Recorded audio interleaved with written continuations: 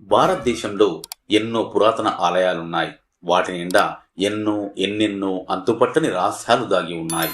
అలాంటి ముఖ్యమైన ఆలయాల్లో ఒకటిగా నిలిచి 1000 సంవత్సరాలకు పైగా చరిత్రను కలిగి నేటికి కూడా ఏమాత్రం చెక్కు చెదరకుండా అంతే అందంగా అద్భుతంగా నిలిచి ప్రపంచ వారసత్వ సంపదల్లో ఒకటిగా తన స్థానాన్ని సుస్థిరపరచుకున్న భారతదేశంలోకెల్లా అతిపెద్ద శివలింగాన్ని కలిగి ఉండి ఎన్నో రహస్యాలను తనలో దాచుకున్న ఆలయమే బృహదీశ్వరాలయం. ఈ బృహదీశ్వరాలయం యొక్క నీడ అనేది అసలు నేల మీద పడదు అంటారు. అది నిజమేనా? అలాగే ఈ గుడిని ఏ విధంగా నిర్మించారు? ఈ గుడిలో ఉన్న వింతలు, విశేషాలు, రహస్యాలు ఏమిటి? ప్రస్తుతం ఈ గుడి ఎలా ఉంది? చూసేందుకు ఎలా వెళ్ళాలి? లాంటి ఎన్నో విషయాలను మనం ఈ వీడియోలో తెలుసుకుందాం. ఈ వీడియోను స్కిప్ చేయకుండా పూర్తిగా చూడండి. అలాగే నా ఛానల్ను సబ్స్క్రైబ్ చేసుకోవడం మర్చిపోకండి. ఆలయం అనేది ఎన్నో రహస్యాలను, అద్భుతాలను సొంతం చేసుకుని ఉంటుంది. అలాంటి ఆలయాల్లో ఒకటి తంజావూరులోని బృహదీశ్వరాలయం. ఇక ఈ ఆలయం విషయానికి వస్తే తమిళనాడులోని తంజావూరు పట్టణంలో ఉంది ఈ ఆలయం. తంజీన్ అనే రాక్షసుడి పేరు మీదుగా ఈ పట్టణానికి తంజావూరు అనే పేరు వచ్చింది. ఈ తంజావూరునే the rice bowl of Tamil Nadu అని పిలుస్తారు. చోళరాజుల పాలనలో ఈ పట్టణం వారి ముఖ్య కేంద్రంగా ఉండేది. ఈ ఆలయాన్ని రాజరాజ చోళుడు 11వ శతాబ్దంలో అంటే క్రీస్తు శకం 1004వ సంవత్సరంలో మొదలుపెట్టి 1009వ సంవత్సరంలో పూర్తి చేశాడు. అంటే కేవలం 5 సంవత్సరాల్లోనే ఈ అద్భుతమైన ఆలయాన్ని నిర్మించాడు. నేటికి ఈ ఆలయం కట్టి 1000 సంవత్సరాలు పూర్తి కావస్తున్నా ఇప్పటికీ కూడా ఏమాత్రం చెక్కు చెదరకుండా అంతే అద్భుతంగా ఉంది. ఈ ఆలయంలో ప్రధాన దైవం శివుడు. ఈ శివలింగాన్ని 11వ శతాబ్దంలో చోళరాజే ప్రతిష్టాపన చేశాడు. ఈ శివలింగమే మన భారతదేశంలోకెల్లా అతిపెద్ద శివలింగము. ఈ శివలింగము 3.7 మీటర్ల ఎత్తు, 5 మీటర్ల వెడల్పును కలిగి ఉంది. అలాగే ఈ శివలింగానికి అభిముఖంగా ఉన్న నంది విగ్రహం చాలా భారీగా కనిపిస్తుంటుంది. ఈ నంది విగ్రహం 2.7 మీటర్ల ఎత్తు, 2.5 మీటర్ల వెడల్పును కలిగి ఉంది. సుమారుగా 20 టన్నుల బరువును కలిగిన ఒకే ఒక రాయితో నిర్మించబడిన ఈ నంది విగ్రహం. ఈ విగ్రహం చూసేందుకు చాలా అద్భుతంగా కనిపిస్తూ ఉంటుంది. ఇక ఆలయంలో ప్రధాన దైవం శివుడు కాగా ఆలయం బయట అన్ని గోడలపై అన్ని దేవతామూర్తుల విగ్రహాలుంటాయి. దక్షిణామూర్తి సూర్యుడు, చంద్రుడు, ఇంద్రుడు, అగ్నిదేవుడు, యముడు, వరుణుడు, వాయువు, కుబేరుడు, ఈశానుడు, ఇలా అన్ని రకాల దేవతల విగ్రహాల్ని ఈ ఆలయ గోడలపై మనం చూడవచ్చు. ఇక ఈ ఆలయానికి ఉన్న ఎన్నో ప్రత్యేకతల్లో ముఖ్యంగా చెప్పుకోవాల్సింది మాత్రం ఈ ఆలయాన్ని కట్టేందుకు ఎలాంటి ఇటుకలు కానీ, సున్నప్రాయి కానీ, ఐరన్ కానీ, బంకమట్టి వంటి వాటిని అస్సలు ఉపయోగించలేదు. నిర్మాణంపై ఎలాంటి పూతను కూడా పూయలేదు. పునాదుల దగ్గర నుండి పీఠాలు, గోపురాలు, శిఖరాలు ఇలా అన్నింటినీ గ్రనైట్ రాయితోనే తయారు చేశారు. రాయి సాంద్రత, బరువును బట్టి ఒక రాయి మీద మరొక రాయిని పేర్చుకుంటూ నిర్మించారు. ఇలా ఈ విధంగానే 13 అంతస్తుల ఎత్తు వరకు పూర్తి గ్రనైట్ రాయిని వాడి ఈ ఆలయాన్ని నిర్మించారు. దాంతో భారతదేశంలో 13 అంతస్తులు కలిగిన ఏకైక పురాతన క్షేత్రంగా నిలిచిపోయింది ఈ బృహదీశ్వరాలయం. అయితే మరింత గొప్ప విషయం ఏమిటంటే ఆలయం అంతా గ్రనైట్ రాయితోనే నిర్మించారు. కానీ చుట్టుపక్కల 100 కిలోమీటర్ల వరకు ఎక్కడా చూసినా కూడా గ్రనైట్ రాయి అనేదే కనబడదు. అంటే ఎక్కడో ఉన్న గ్రానైట్ రాళ్లను ఇక్కడకు తరలించి వాటితో ఈ ఆలయాన్ని నిర్మించినట్లు తెలుస్తుంది. అసలు అంత భారీ రాళ్లను ఎక్కడి నుంచి, ఎంత దూరం నుంచి ఎలా తరలించి ఉంటారనేది ఎంతో మంది పరిశోధకులకు సైతం అంతుపట్టడం లేదు.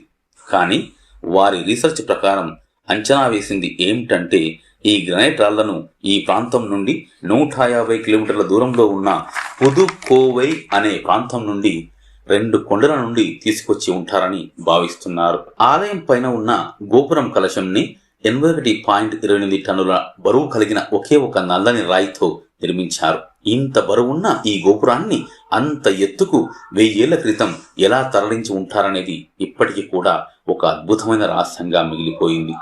కొందరు చరిత్రకారులు చెబుతున్నది ఏమిటంటే ఈ రాయిని గోపురం పైన చేర్చడానికి చాలా కష్టపడ్డారని, గోపురం నుండి 7 కిలోమీటర్ల దూరంలో ఉన్న ఒక గ్రామం దగ్గర నుంచి ఏటవాలుగా ఉండే ఒక ప్రత్యేక వంతెనను నిర్మించి అలా తీసుకెళ్లి ఉంటారని చెబుతున్నారు. ఇక ఎవరైనా భక్తులు ఈ ఆలయంలో మాట్లాడుకుంటే వారి శబ్దాలనేవి మళ్ళీ ఈ ఆలయంలో ప్రతిధ్వనించవు. అంతటి శబ్ద పరిణామంతో ఈ ఆలయాన్ని నిర్మించారు. అలాగే ఆలయంలోకి ప్రవేశించగానే మొదటగా గణపతి ఆలయం దర్శనమిస్తుంది. ఇక్కడి శిలలు మనల్ని మరింత ఆశ్చర్యపరుస్తాయి. ఒక రాతి స్తంభంపై కొడితే మీకు ఒక సంగీత ధ్వని వినిపిస్తుంది.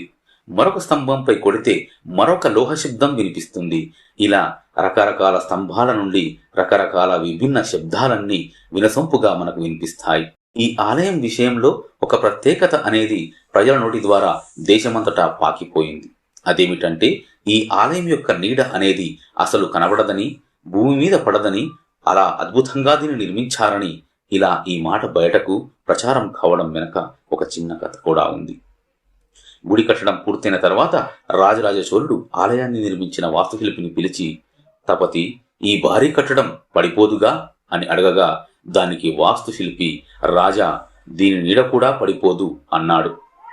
ఈ మాటని అప్పటి ప్రజలు తప్పుగా అర్థం చేసుకుని ఆలయ నీడ అనేది నేల మీద పడదని ప్రచారం చేయడం ప్రారంభించారట.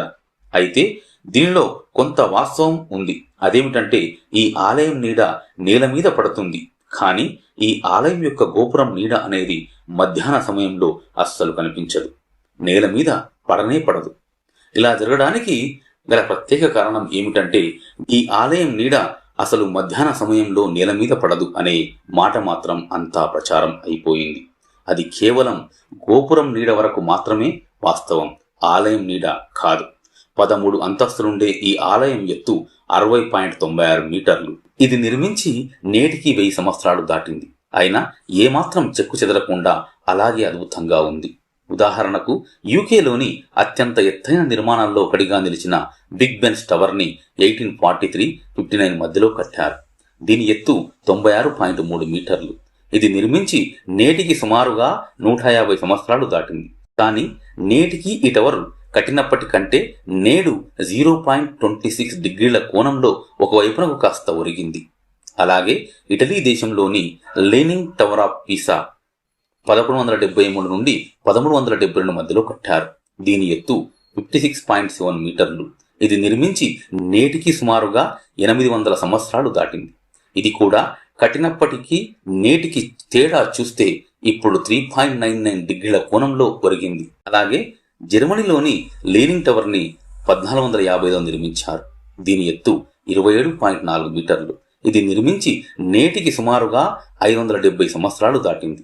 ఇది కూడా కట్టినప్పటికీ నేటికి తేడా చూస్తే ఇప్పుడు 5.2 డిగ్రీల కోణంలో ఒకవైపుకు వంగింది. ఇవన్నీ కూడా బృహదీశ్వరాలయం కట్టిన చాలా సంవత్సరాల తర్వాత వేరే వేరే దేశాల్లో కట్టినవి.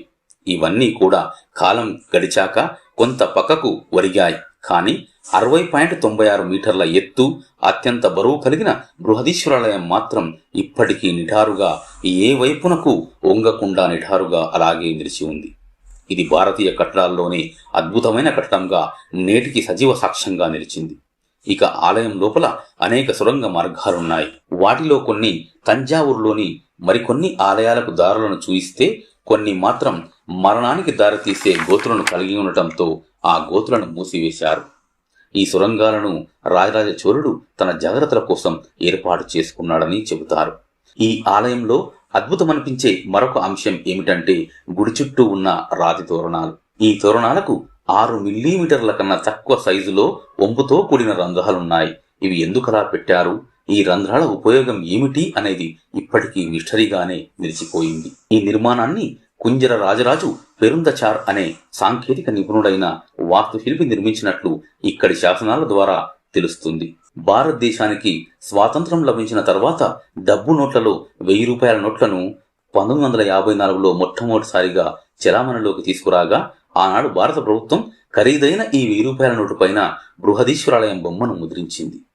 ఎంతో అద్భుతంగా నిర్మించిన ఈ బృహదీశ్వరాలయంలో ఎన్నో వింతల విశేషాలు ఉండటంతో ఈ గుడిని ప్రపంచ వారసత్వ సంపద జాబితాలో చేర్చారు. ఒకప్పుడు సువిశాల రాజ్యానికి కేంద్ర బిందువైన ఈ తంజావూరు ప్రస్తుతం ఒక కుగ్రామంగా మిగిలిపోయింది. ఈ నగరం ఎలా అంతరించిపోయిందో చరిత్రకారులకు సైతం అంతుపట్టడం లేదు. ఈ గుడి చుట్టూ గల ప్రక్క ప్రాంతాల్లో ఇప్పటికీ కూడా పురావస్తు శాఖ వారు త్రవ్వకాలు జరుపుతున్నారు. త్రవ్వకాలు జరిపిన ప్రతిసారి ఏదో ఒక శిల్పమో లేదంటే ఏదో ఆనాటి కాలానికి సంబంధించిన వస్తువో బయటపడుతూనే ఉంది. ఇవన్నీ కూడా ఆనాటి వైభవాన్ని చాటి చెబుతూనే ఉన్నాయి. 1000 సంవత్సరాల చరిత్ర కలిగిన ఈ అద్భుత ఆలయాన్ని సందర్శించాలనుకుంటే తమిళనాడులోని తంజావూరుకి అన్ని నగరాల నుండి రైలు, రోడ్డు, విమాన మార్గాలున్నాయి. దేశం నుండి ఎక్కడి నుండైనా ముందు చెన్నై చేరుకోవచ్చు. అక్కడి నుండి 314 కిలోమీటర్ల దూరంలో ఉన్న తంజావూరును చేరుకోవచ్చు. మీరు ఎప్పుడైనా తమిళనాడుకు వెళితే ఈ ఆలయాన్ని సందర్శించేందుకు ప్రయత్నించండి. ఈ ఆలయ సమయం వచ్చి ప్రతిరోజు ఉదయం 6 గంటల నుండి మధ్యాహ్నం 12:30 వరకు, అలాగే సాయంత్రం 4 గంటల నుండి 9 గంటల వరకు తెరుస్తారు. ఇక ఈ ఆలయం ప్రస్తుతం ఎలా ఉంది అంటే 1000 సంవత్సరాల క్రితం ఎంత అద్భుతంగా, అందంగా ఉందో ఇప్పటికీ కూడా ఏ మాత్రం చెక్కు చెదరకుండా అంతే అద్భుతంగా ఉంది. ఫ్రెండ్స్, ఈ వీడియో కనుక మీకు నచ్చినట్లయితే లైక్ చేయండి, షేర్ చేయండి, అలాగే సబ్స్క్రైబ్ చేసుకొని గంట సింబల్ను యాక్టివేట్ చేసుకోండి.